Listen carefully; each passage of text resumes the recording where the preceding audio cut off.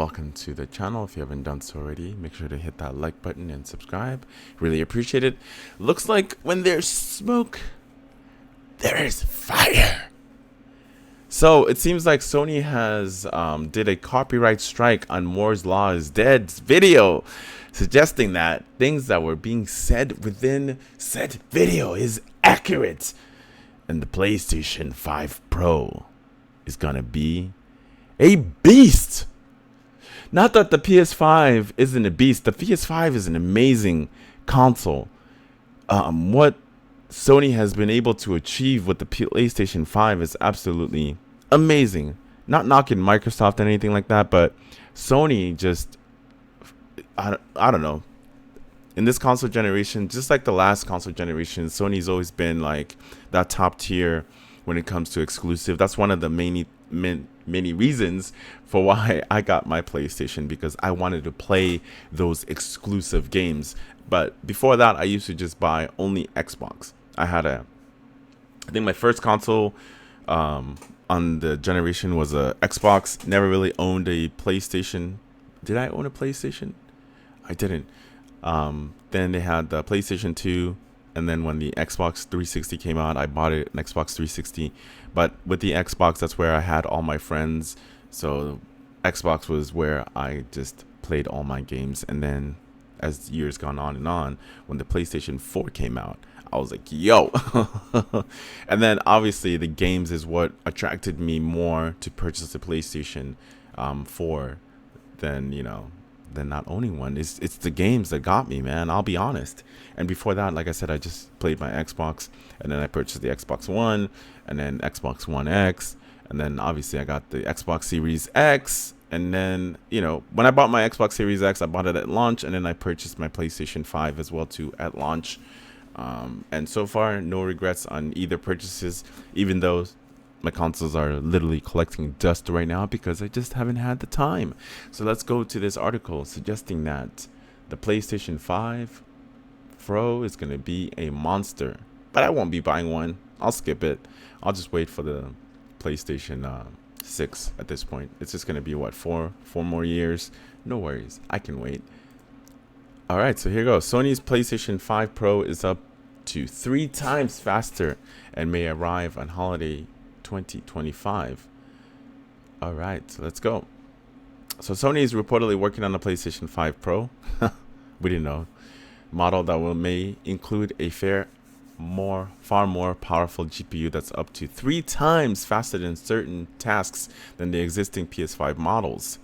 YouTuber Moore's Law is Dead claims to have gotten access to technical overview document for the PlayStation 5 Pro, codenamed Trinity. Now, Tom Henderson at Insider Gaming reports that the leaked specifications are accurate and the console is currently set to release during the holiday 2024. Now, the only thing that sucks is obviously you're not going to have a lot of games available that's going to be able to push that new console. It's going to take time for developers to improve their games for the new console. It's not going to be like huge improvement because it still has to rely on PlayStation 5. Like the games has to play on PlayStation 5, but it's just going to run smoother or even at a higher frame rate on the new console because it's way beefier. Screenshots from the technical document include a mention of 67 teraflop of 16-bit floating point calculations, which works out to around 33.5 teraflops. Oof, that's monstrous. A single precision compute that reportedly works out to 45% rendering performance. So it's going to be faster at rendering those environments. Like I said, the PlayStation 5 is already amazing. When I'm playing Spider-Man 2, there's no lags, no loading screen, nothing. Everything is just smooth like butter. We've been spoiled, guys. I don't know if we can go back and play our old consoles with those load times, especially games like Grand Theft Auto, where the loading time was long. Just like Red Dead Redemption has very long loading screens. We are out of that era. Everything is instant, and I love it. Anyway, the existing PlayStation 5 is a 10.28 teraflop console, but comparing teraflops directly between those these consoles is complicated due to changes in AMD's RDNA architecture. While it sounds like tripling the teraflops would be a significant performance increase on GPU side, comparing the base PS5 and PS5 Pro would be closer to 10.28 teraflops versus around 17 teraflops. But that's a huge, if it's true, that's crazy. Usually like a minor refresh or a mid-gen refresh is just a little bit of an upgrade. They did improve the PlayStation 4 Pro when that came out too, but this is huge. It looks like Sony might be moving from what's effectively an AMD Radeon RX 600 inside the PS5 to something close to Radeon RX 7800 XT. This could offer more impressive performance for ray trace games. The PS5 Pro may offer 3 times the ray tracing performance as well as 4 times in some cases, Henderson reports. But here's the problem. When the PlayStation 5 came out, it advertises on the box 8K, but I'm never seeing no damn 8K. We were still getting games at 30 frames per second, not even a solid 60 frames per second. That should have been like the gold standard or something that's along those lines. And then with the PlayStation 5 Pro coming out, they should be pushing 120 frames per second. But that's not even going to be possible in this game. Will we be able to play the 8K games like they are advertising in the fucking box? No. But then again, not a lot of people have 8K. And can you really tell the difference between 4K and 8K resolutions on a 27-inch screen? Can you? I don't think I can. And I have decent eyes. Anyway, high CPU frequency mode that boosts clocks up to 3.85 gigahertz. That would represent a 10% performance boost over the standard PS5. However, Henderson reports that activating it would mean slowing GPU by about 1.5%. The original leak of the documents, which were reportedly posted to Sony's own developer portal, also mentioned PlayStation Spectral Super Resolutions (PSSR).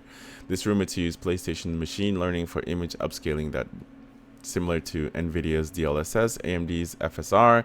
This would be including upscaling to 8K resolutions in the future versions, will help improve ray tracing performance on this rumored PS5 hardware. So it looks like, so far, to me, it looks like the PlayStation 5 Pro is going to be a beast. Now, I've been hearing that the price for the PlayStation 5 Pro is going to be around $650 or $649.99, which is a lot of dinero. But that has yet to be seen. It's not been confirmed by Sony or any other people. It's just something that's lurking around. I think $599 is a great price, but who really knows what Sony's going to be pricing their new console. And so far, it looks like the PlayStation 5 Pro is going to be a monster, but I'll probably skip it for the PlayStation 6.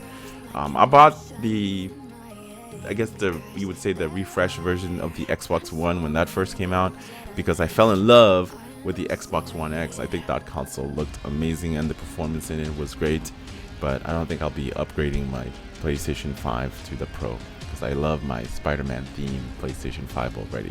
And another thing too is what I'm hearing from other resources that I've collected or seen on the internet is that the PlayStation 5 will look like the PlayStation 5 Slim, and then it will have also the detachable Blu-ray player. And hopefully they keep that same thing for the next console. When we go towards the PlayStation 6, it will have a detachable Blu-ray drive. Make it the same size so we can use the one we already have. But knowing Sony, they're probably going to change it up to make you spend more money on the new accessories.